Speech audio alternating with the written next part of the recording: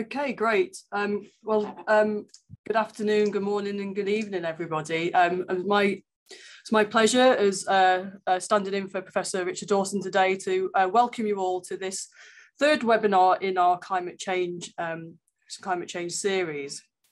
We've already been to India and had a great event, and we're very much looking forward to hearing about the situation in Malaysia. And it's great to see such a fantastic lineup of presenters and panelists as well. So without further ado, I'm going to hand over to Professor Zainura, I believe, who's going to chair the first session. We will have Jannah first. Thank you very much, Professor Zainura. Okay, good day, ladies and gentlemen. My name is Jannah and I will be your MC for this event. So on behalf of GCRF, we would like to welcome all of you to this webinar on climate change and water security, Malaysia's focus. We appreciate you taking some time off your busy schedules to join us, and it is our privilege to have you with us today. I would like to invite Professor Dr. Zainura Zainon to moderate the session and introduce you to the speakers. Let me introduce you to the agenda first. We will have the first session. We will have presentations by 3 distinguished speakers, which will be moderated by Professor Zainura, the Director of IPASA, followed by a Q&A session. And then we will have a short break, followed by a roundtable discussion with 4 water experts, moderated by Dr. Salmah Zakaria from Academy of Sciences, Malaysia. So good morning, good afternoon, and good evening, depending wherever you are at the moment. And Assalamualaikum warahmatullahi wabarakatuh. First of all, on behalf of the organizing committee, I would like to extend our warm welcome to all participants today. In this session, we are fortunate to have a line of renowned experts in the field of water and climate change who will each give about 15 to 20-minute presentation relating to the theme of this program tonight. So let me kindly introduce our presenters. So for the first session, we have Professor Dr. Fredolin Tangang, Engineer Dr. Asnor Muizan Ishak, and last but not least, of course, Professor Dr. Zulkifli Yusop. So since Professor Fredolin will be our first speaker, please allow me to enlighten you on his background and achievement. Professor Fredolin Tangang is a professor of climatology at the Department of Earth Sciences and Environment, Faculty of Science and Technology, the National University of Malaysia, or that's known as UKM. He's also currently served as the head of department and has been with the university for 35 years. So Professor Fredolin obtained his PhD from University of British Columbia, Canada, back in 1997, where he developed a model to forecast El Nino. So from 2008 to 2015, during the ARA cycle, Prof. Tangang served as the Vice Chancellor of the United Nations Intergovernmental Panel of Climate Change, IPCC, Working Group #1. So without further ado, I would like to welcome Prof. Fredolin to deliver his presentation. Prof, please kindly proceed with your presentation. Thank you. Thank you, Professor Zainura. Thank you for having me here, and thank you, Prof. Zul, for inviting me. Today, I'm going to present a talk entitled Future Climate Projection in Southeast Asia, the Needs, Challenges, and Progress. This is actually, from a project Codex Southeast Asia, which I'm actually leading. So not very much directly related to water security, but what we are doing, I think, very much relevant. These are the outline that my talk. First, perhaps I'll be talking a little bit about the exposure, vulnerability, and knowledge gaps, as well as need in the region. And then I will highlight the progress that we have in the regional climate downscaling and some of the challenges that we experience in terms of and try to engage the scientific community in the VIA end user. Most of the stuff that I'm talking here basically very much what we have published very recently. In fact, last month in this chapter in the books published by Springer. Let me start with this illustration from you know, the so-called our wall in data here, which is illustrating the scenario of greenhouse gases as well as warming. You know, we don't have to worry that much actually if we are very much sure that by the end of the century where we will be ending up, you know, 1.5 or below 2 degrees as required by the Paris Agreement. But the fact is that the uncertainty is very much there. We're not even sure whether we will be there, you know, below 2 degrees or not. In fact, the current warming, I mean, the current annual GHG emission is at about 51 gigaton CO2 equivalent. And according to the IPCC special report 1.5, that has to be reduced by 2030 to the level of around 20 to 30 gigaton, which is about 50%, you know. But we know that what has been pledged through Paris Agreement won't be, you know, able, you know, to take us into this kind of target 1.5 or 2 degrees. But in fact, you know, it will be around 2.5, 2.8. Even the current policy will be, you know, around 2.8 to 3.2 degrees Celsius. And this will worry us because there will be much impact, perhaps multiple times than what we experience now. And this is why perhaps, you know, adaptation is very important. But when it comes to Southeast Asia, this is very special because, you know, Southeast Asia is a region where, perhaps including Malaysia, is a region where we have high risk. In terms of disaster, you know, Southeast Asia is topping the list compared to other region in Asia. You know, so if you compare with South Asia, East Asia, you know, we are in Southeast Asia among the highest. You know, if you look at the type of disaster here, you know, most of these climate-related disasters, flood, wind, storms, drought, you know, so those are climate-related disaster. Even landslide basically could be triggered by climate, you know, related disaster. So Southeast Asia is well exposed. If you look at, you know, the time evolution of this, the number of disasters tend to be increasing for the last few decades, and this trend is perhaps going to be increasing in decades to come if warming continues. You know. So according to the IPCC latest report, which was released in August here, this does not really focus on a particular country, but if you look at Southeast Asia there, this is hot extreme. You know, the trend is a very significant increasing. If you look at rainfall, heavy rainfall, the trend is increasing.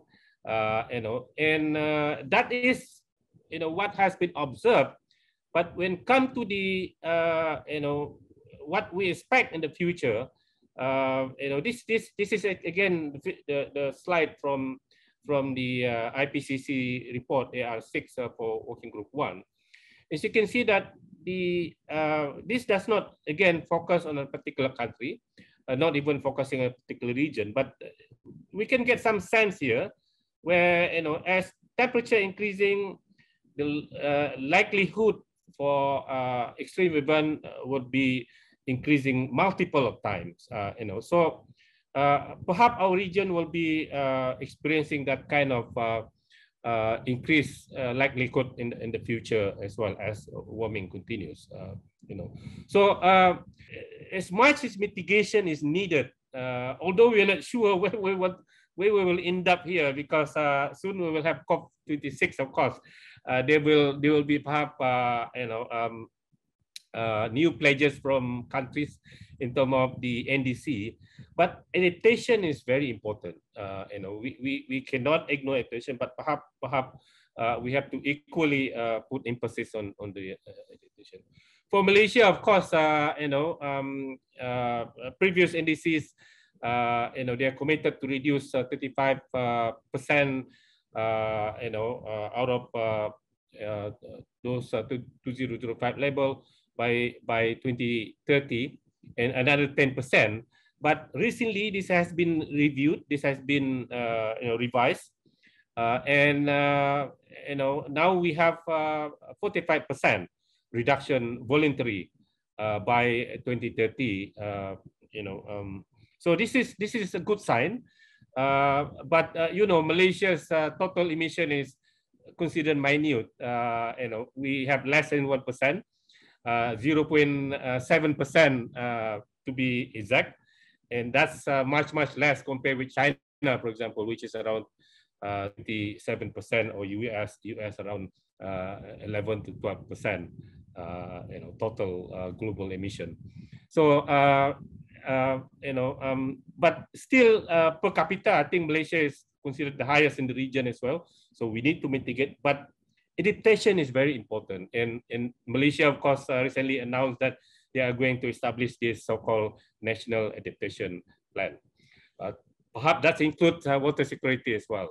So National Adaptation Plan is quite important, but in order to implement this, you need to have knowledge on how, specifically on how climate change will be affecting various important sectors, including water sectors actually. But when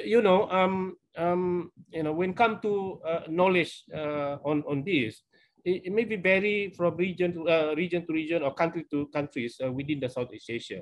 Perhaps Malaysia is lucky. Perhaps we are much ahead of other countries in the region. But if you're talking about other least developed countries, Myanmar, Cambodia, Laos, they are perhaps far behind in this region. But yet we need that kind of knowledge. We need climate information at the local scale, because adaptation is basically implemented at a local scale, and future climate information is important. And this is why what I am doing for the last so many years actually, which is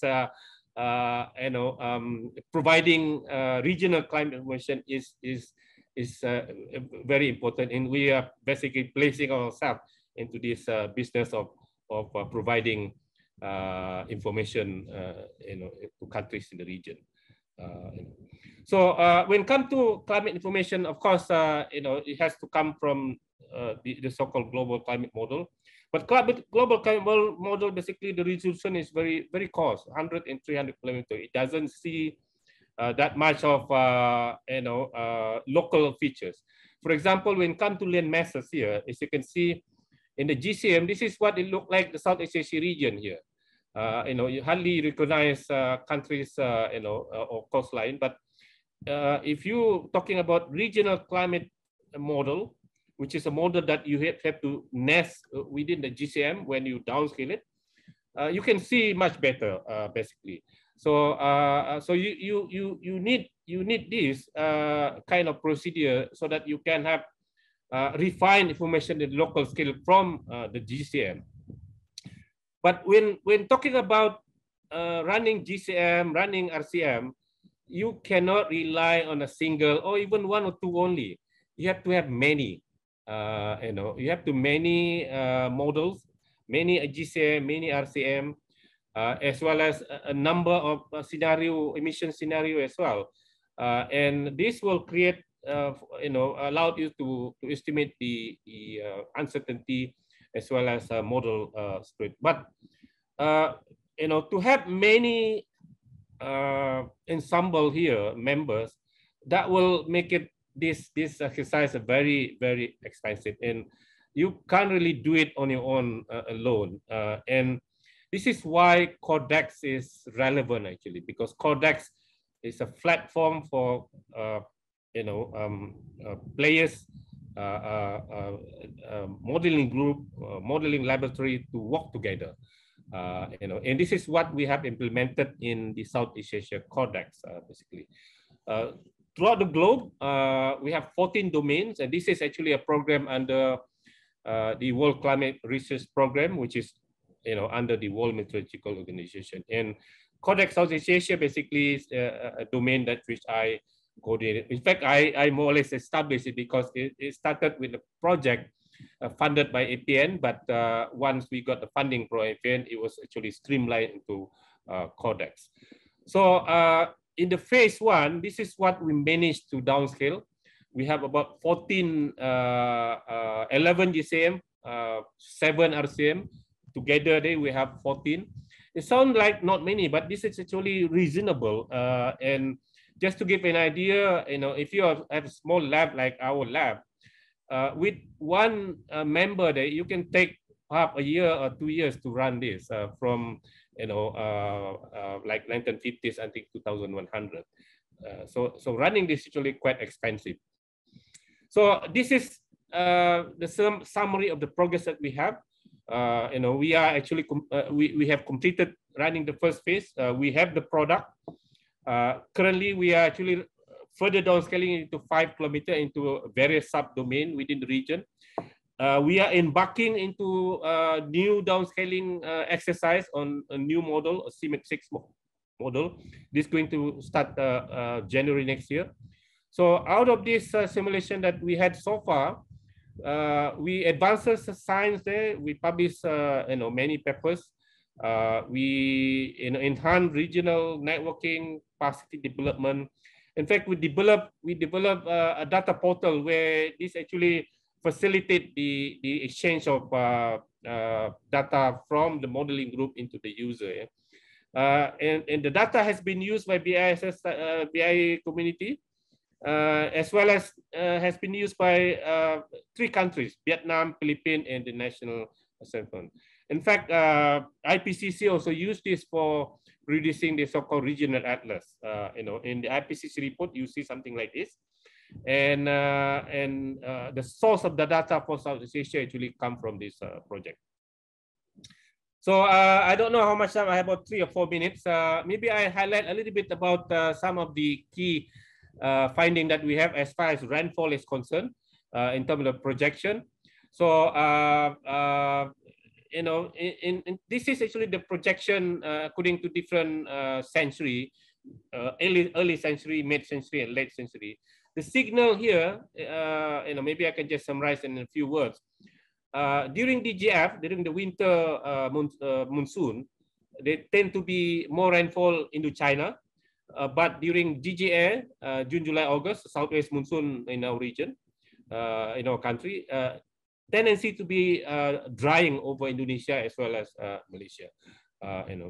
When we look at the extreme, there is tendency to be getting more wet extreme and getting more dry extreme, basically. In fact, for consecutive dry days, if you're familiar with CDD here, by 2 degrees, you can see significant increase over Indonesia as well Malaysia, and the rate of increase even higher, if you get into 4 degree global warming, basically. And because this is average many years, it means that in the future, it tend to occur every year. You tend to have drier than what you experience now. You don't have to wait for El Nino to occur in the future. Even without El Nino, you experience like this because of climate change. Prof, so you have 1 more minute to go. Okay, is it very important for VIA community to use the data, because we need to translate this into knowledge in how climate change affecting conflict status, in fact how this can be used to build up policies and so on, to build up climate resilience. So many sectors can be affected, including of course water security, that the concern of this project. Through this project, we build up a data center, and this is hosted in Bangkok, and at Ramkhamhaeng University, and jointly operated by Ramkhamhaeng University in UKM. And this is of course free,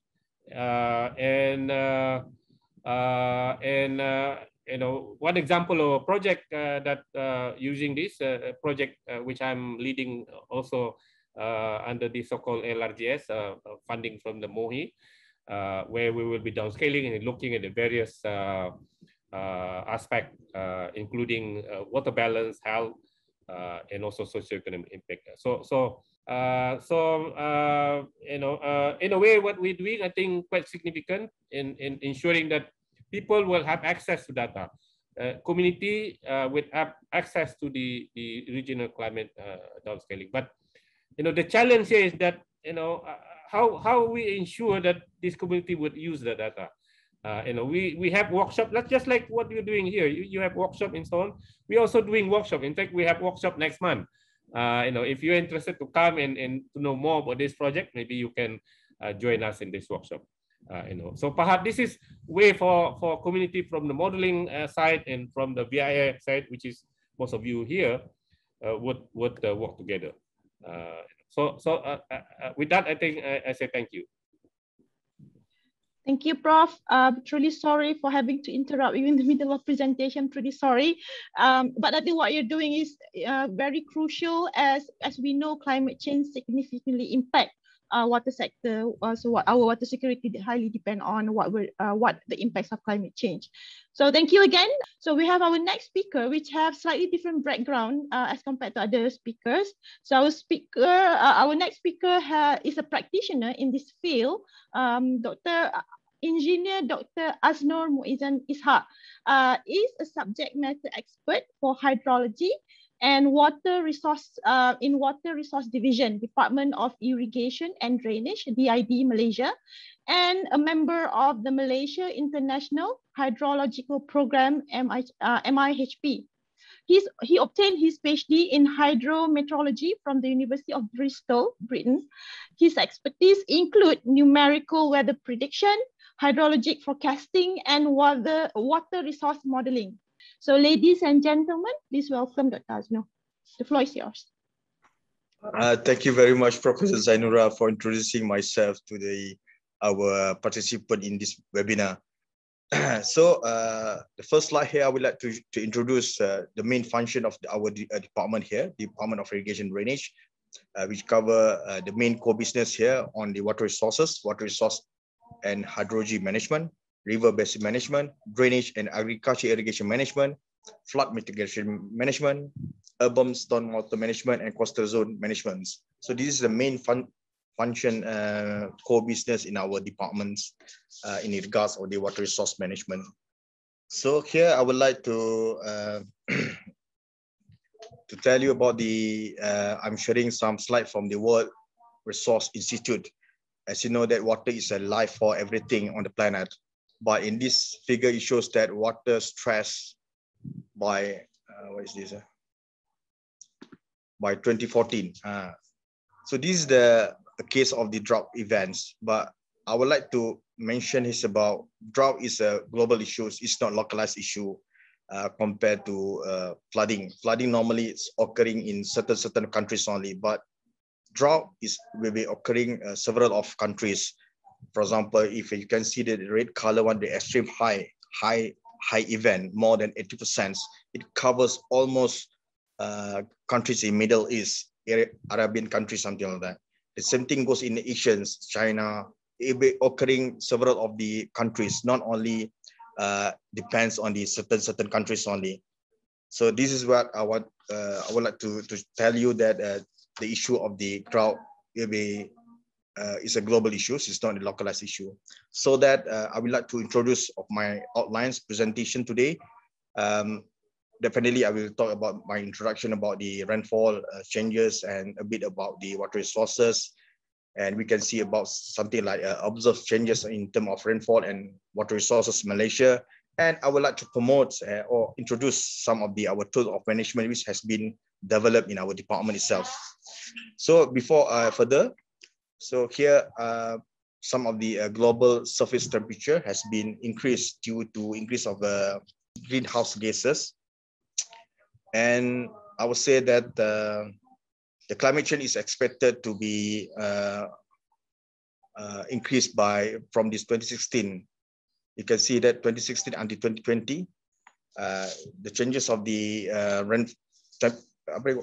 temperatures pattern is increasing from year to year.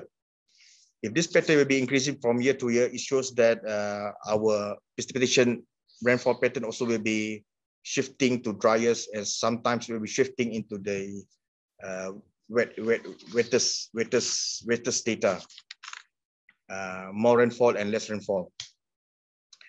So here I would like to share about the a graph where I got from the World Economic Forums in 2020. It shows that the extreme events on the right side, top right, this is the most extreme events has been discussed, debated in that forums. It shows that the climate action failures and also the extreme weather is the highest index from the recorded. It shows that, they also agree this is the most main factors to the global, but if you can see the in the Malaysian experience, we have experienced a lot of the disasters, but the most four main hazards has been reported in Malaysia, including flooding, landslide, drought, and forest fires.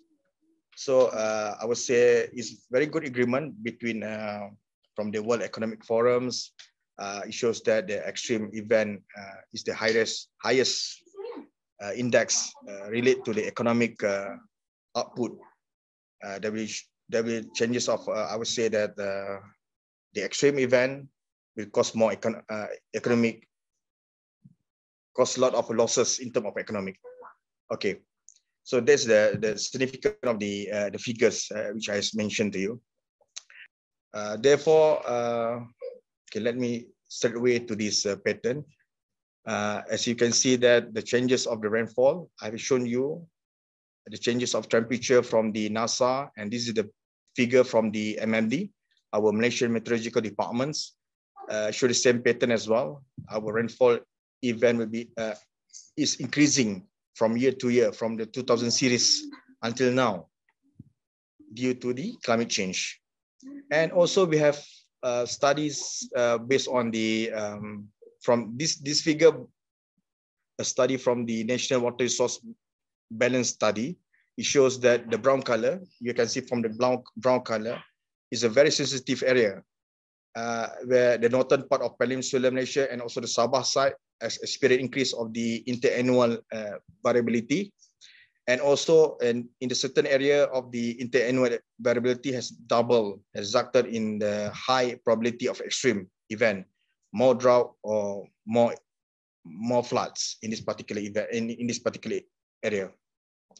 So from that study, we have identified the sensitive area of the more flood and more droughts. But in terms of the water resources, if you can see, this is the volume of the water resources.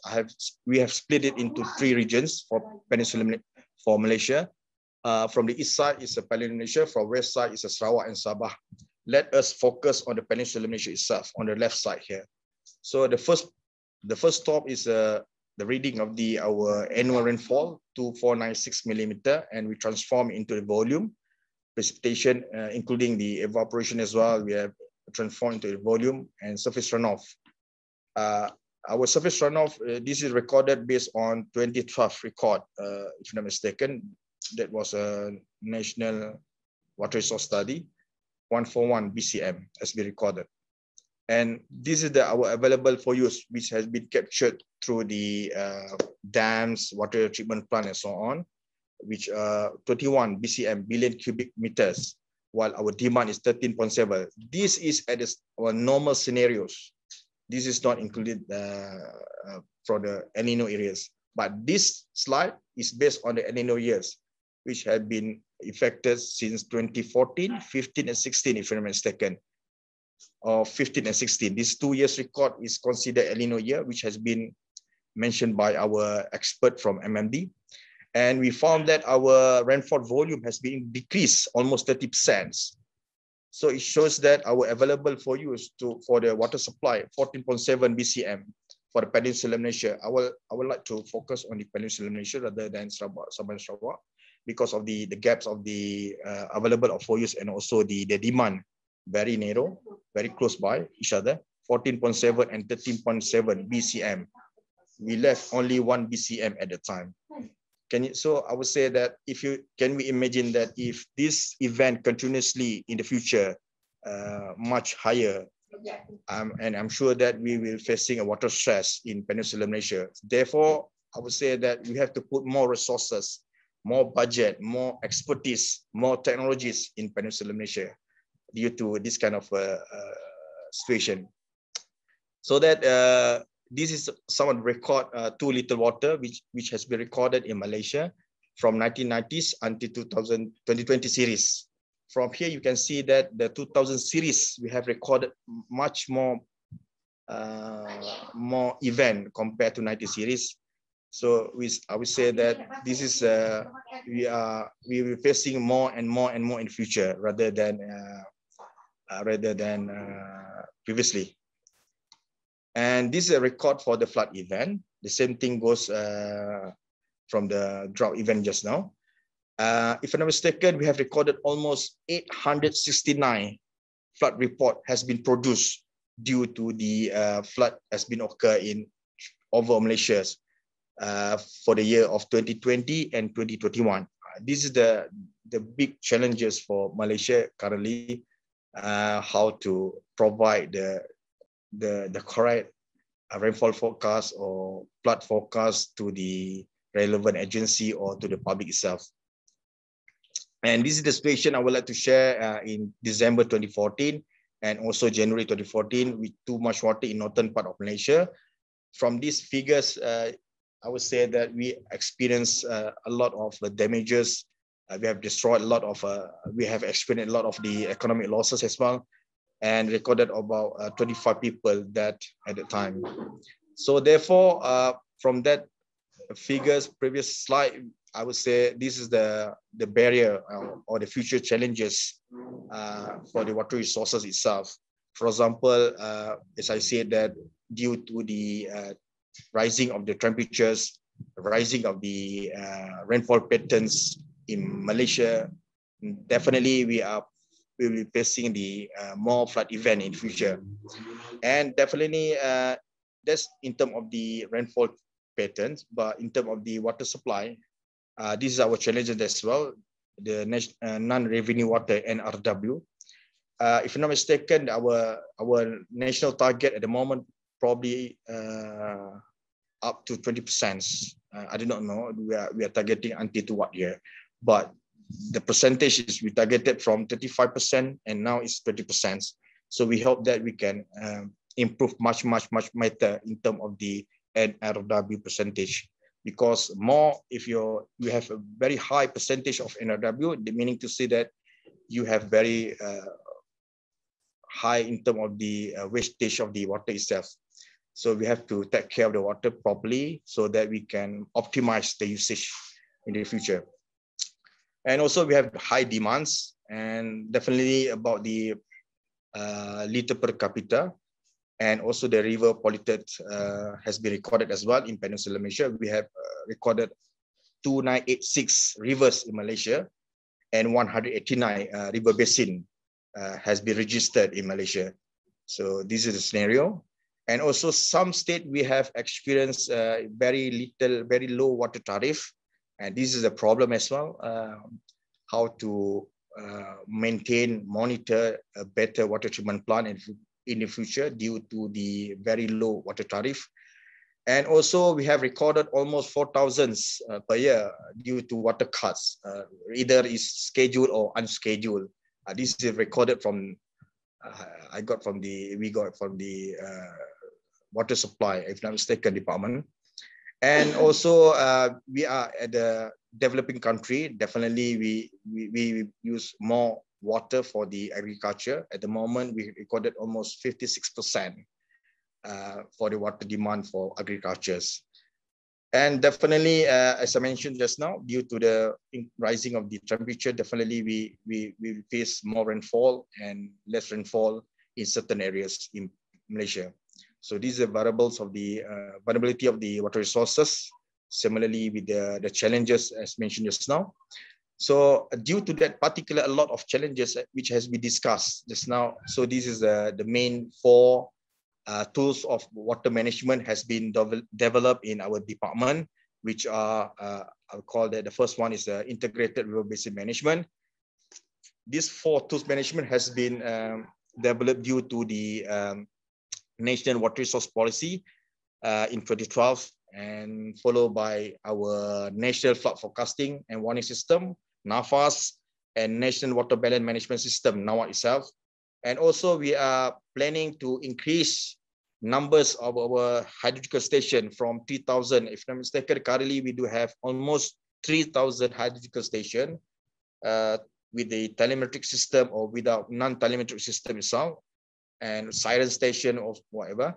And we try to increase it until to double it, 6,000 recorded rainfall station in the future. This the main 4 tool water management has been developed in Malaysia. I have mentioned about the IRBMs. So this is the main tools, IRBM, NAFAS, and also the NAWA program. If you can see on the right side, the bottom one, the main output of our tool management in terms of NAFAS and NAWA to estimate the river level forecast and to produce the water ability and to propose the future of the water release. And this is our system in Kemarau in terms of the water volume at in the dam, and this is the NAWAP system regard on the water volume of water resources. We have developed for the real-time information for the water resource manager at the state levels, and this is the main 9 output from our system itself, from the water accounting, water ability, water demand, water allocation, and so on, until water auditing. So this information will be captured, shared in real time for the water resource managers. So for that, I would say that decision making by the water resource manager is very important to do that. So I would say that the climate model is very important, which has been mentioned by our Professor Tangang. It's very, very crucial to develop the better accurate of the rainfall forecast and projection data and so on for better decision management in future. So this is the point of the sustainable of water resource management, which is very important for the very important information for the water resource manager. How much water do we really have and so on, and can we integrate the surface water and also the groundwater? All these things will be captured from our data, and we store it into the system and can be produced to our water resource manager for their better decision making. So that these are my remarks. End of my presentation. I would say that the decision of the management tool is very important for balancing the water demand against the water ability during the scarcity of scenarios. As I mentioned with you just now, that each catchment would have different characteristics. Therefore, the projection of future rainfall scenarios is very important for better management. In general, the projection of rainfall characteristic will suggest potential increasing of the risk of the heavy rainfall or less rainfall in certain area in Peninsular Malaysia or Malaysia itself. With that, I will say thank you very much, Professor Zainura, for reminding me. So I will come for any question from the floor, from the audience. Thank you very much, Prof. Thank you, Dr. Asnor. Thank you very much. We can see that from Dr. Asnor's presentation that despite having intense rain seasons throughout the year, there are high possibility that we will be facing water stress in the future. Okay. Yes. So our final speaker for this session is a renowned water expert in Malaysia and has just recently officially retired from his service as a university professor at University of Technology Malaysia, UTM. So Professor Zulkifli Yusop has a wide range of expertise, including hydrology, environmental hydrology, water management, and climate change impacts. He completed his doctoral study from University of Manchester back in 1996, and since then has led various projects, including consultancy and research project locally and internationally. So the list of positions he held since the beginning of his career until now includes Dean of Research Alliance, Director of HIPASA, our current center, Fellow of Academy of Science Malaysia, and since 2014, and also Fellow of Academy of Professor Malaysia. So presently, although Prof. Zul has retired, he is the head and domain cluster for various research grants under the Ministry of Higher Education. He has been granted the Malaysia Outstanding Water Award for Research 2019 by the Malaysian Water Association and the Eco Frontier Fellowship by the Ministry of Environment Japan for years 2003 until 2005 in recognition of his contribution to the water and environmental discipline. So Prof. Zul, the floor is yours. Thank you very much, Prof. Zainura, for the kind introduction. The title of my presentation this evening is Climate Change Adaptation Framework for Malaysia. By the way, good evening, good afternoon, and good morning. We are basically having webinar across the globe. Okay, I'll basically talk on the introduction, basically discussing on the climate variability and projection in Malaysia. And then specifically we'll look at the impact of climate change on rainfall, flood, stream flow, how that impact water supply, and what kind of adaptation we have to subscribe to the end. And also discuss the recent work that we did with Nahrim to the Ministry on the Climate Change Adaptation Framework for Malaysia. This is basically the scenario of climate change impact in Malaysia, predicted by, I think, work by Nahrim. I took it from National Convention 3. The models basically suggest that the temperature will increase between 0.9 degrees Celsius to 1.6 degrees Celsius by 2050. Because of this, we expect higher evapotranspiration and therefore much greater loss of water from water body, as well as evapotranspiration from the forests and from the trees. We also expect more frequent extreme storm with higher intensity. We can expect more frequent large flood as well as drought, increased tropical cyclone intensity.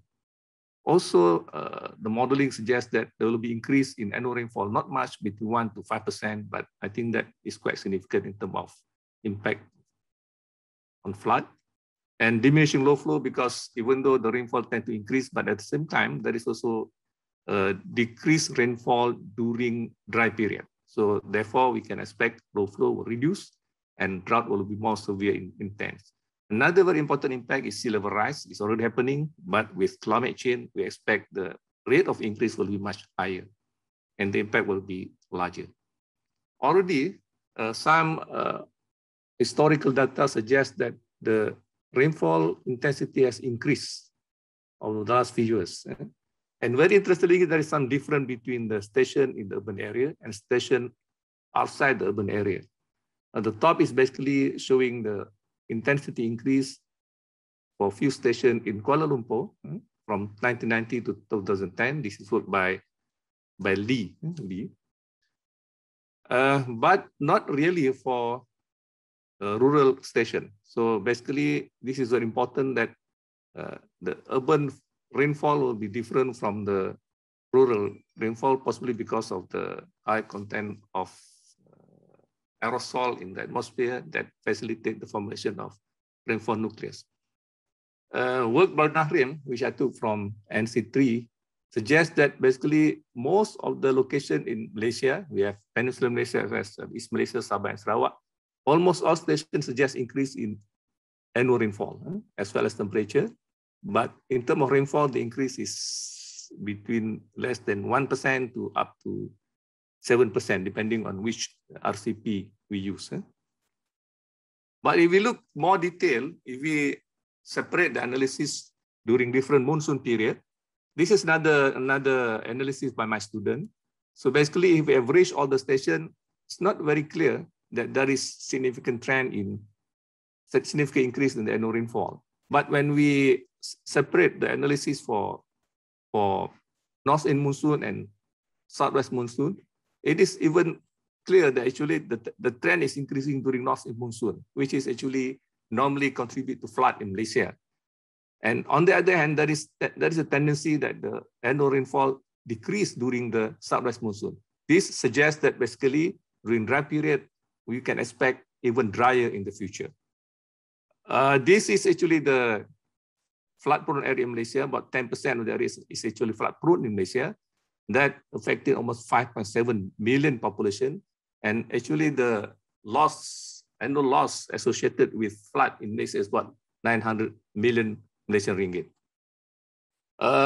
Another study I took from NC3 suggests that even though the annual rainfall is not so much different, it not increased so much, but actually in terms of area affected by flood, so large increase. For example, by 2030 projection, only one catchment show decrease by 8.5%, but the rest actually increase up to 196% for Batu Pahat basin. And another important basin is Sungai Kelantan, increased by 152%. Average increase is 9.1%. That is by year 2030. And by year 2050, further increase up to the highest is 217% for same catchment, Batu Pahat, and Sungai Kelantan is 145. And the average is 9.4%. So basically, even though the annual rainfall increased slightly, but actually the area affected by flood increased so much. This is basically the scenario. But actually, because of this, apparently the historical data that we collected prior to climate change is possibly no longer useful for future prediction. And people are scared to say what is the size of flood. Last time we are quite confident to say this is 100 years flood. But since lately, 100 years flood seems to occur very frequently, people are not confident to say that this 100 years flood or not. But actually we just say this is severe flood, big flood or something like that. Because the frequency of occurrence of large floods is getting more and more frequent. This has effect on the previous data, historical data. Because of this, we have to correct some of the analysis. In this case, for example, we introduced, this is also done by Nahrim actually, the correction factor of climate change for the intensity duration frequency curve. I think it's quite significant, the difference, for example, for 100 years flood, the difference is quite significant between the climate change effect and the historical data. And this has also impact, if we use that for flood prediction, that will be actually significant in terms of peak flow as well as stormflow volume. So again, this is actual analysis taken by my colleague from Nahrim. The implication of this is that the flood mitigation structure in the future will be much bigger. If in the past, basically, it's sufficient to design levee or dam up to 100 years return period, but now the government start to impose the design should be 200 years return period, or maybe more in the future because of increasing rainfall intensity and more severe flood. Malaysia is quite good in flood control. We have few structures like big dams. For example, the Kenyir Dam, the biggest dam in Malaysia, second biggest after Bakun. That is for flood control and hydropower. The capacity is 13.6 billion cubic meter. That's why this last dam is quite effective in reducing the flood. We have another dam, Tamango, 5.3 billion cubic meter, which is also effective in controlling the flood at the particular catchment. And we are also very innovative in urban area. We have modern structure like stormwater management and road tunnel or smart, which basically has been able to mitigate or divert the flood water to away from the city area and reduce so much the damage. The cost at the time was 514 million USD. The tunnel has two functions, two decks, upper and lower. The upper is basically for traffic, but when there is heavy rainfall, the tunnel is closed totally for diverting the flood water. If we look at the water availability by state, this is the rainfall. Some states receive less rainfall. Sorry, this is the volume of water, the runoff. Some states getting less, but some quite high like Terengganu, Pahang. But when we divide that with the number of population in terms of meter cube per capita, we can even see very critical condition for certain states. Like Penang, they have less than 1,000 meter cube per person per year water availability, similar to another state, Malacca and Selangor, because of very high population. While some states like Pahang, they have more than 30,000 meter cube per person per capita. So definitely, because of this, we can see as part of the adaptation measure, there will be more water transfer between state and basin in the future. This example of Johor River Basin, the basin that actually part or half of the flow is actually transferred to Singapore, exported to Singapore. But we already starting to think how to divert water from the nearby basin here to the dam and then use back into the, and then release to the Sungai Johor in order to augment the water from Sungai Johor that is heavily extracted. So these features or this scenario will be, I think, common in the future to transfer water from excess catchment to another catchment that is in the high in water demand.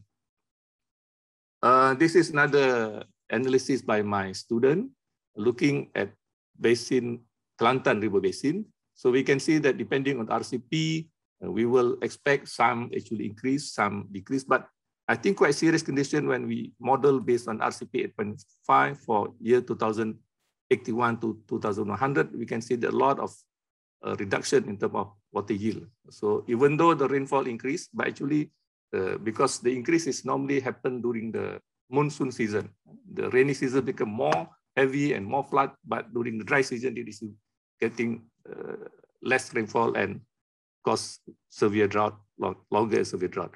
Another analysis also by, this is very early analysis by Nahrim, indicating that actually for some river, like Johor, for example, the low flow, during low flow, we can expect the amount is less compared to the present condition. So this has a very serious repercussion to water resource and water supply.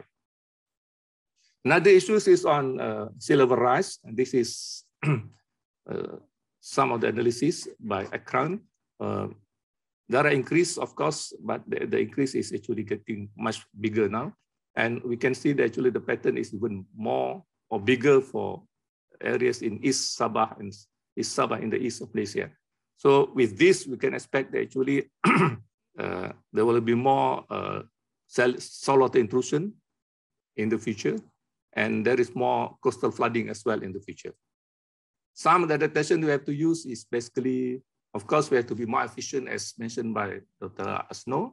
The non-revenue water is quite high, 35%, and we are not good compared to many parts of the world.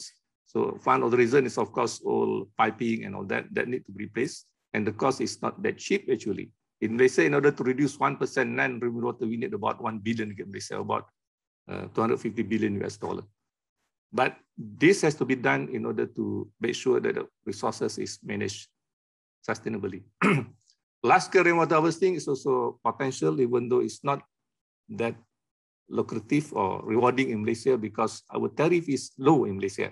But if we apply this for commercial building, because the tariff is 3 times higher compared to domestic, and if we can collect at the community level, possibly this will be a big feasible option in the future. We have to increase storage. There are various ways now, quite innovative also, like using lake water, installing barrages to protect from saltwater intrusion. We are talking about coastal reservoir, all river storage is already done, and so on.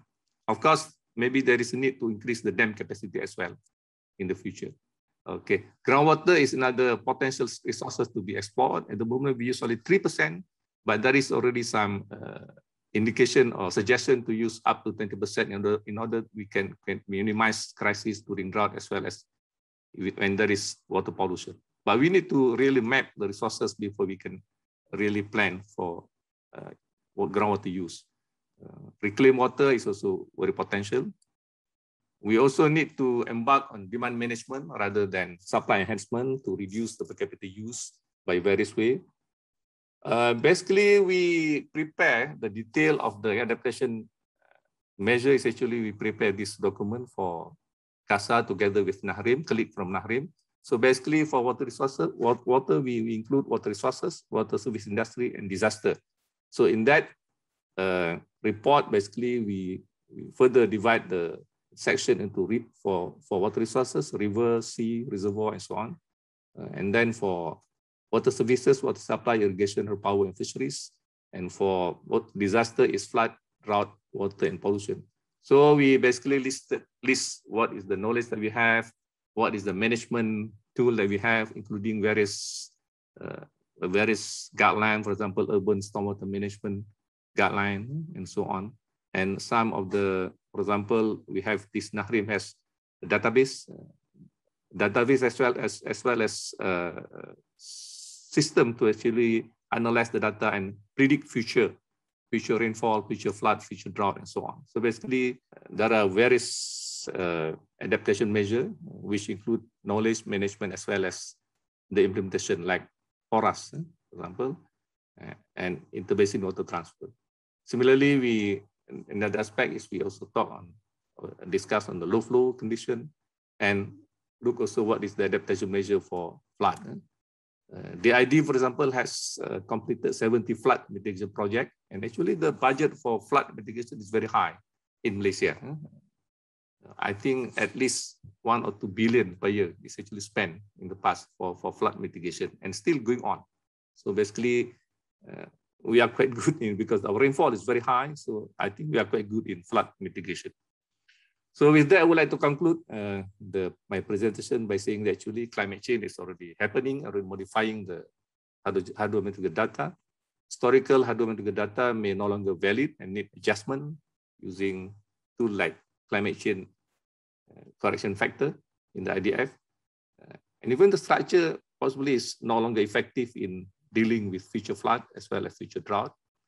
And the adaptation measure must be holistic, by combining both the structural and non-structural, as well as guided by clear policy, guideline, and manual, so that we can actually really implement the adaptation to protect us from possible impact of climate change. With that, thank you so much for listening. Thank you. Thank you very much, Prof. I agree with Prof. Zul. Other than apart from investing in supply, we should start really intensifying our effort in demand management as well.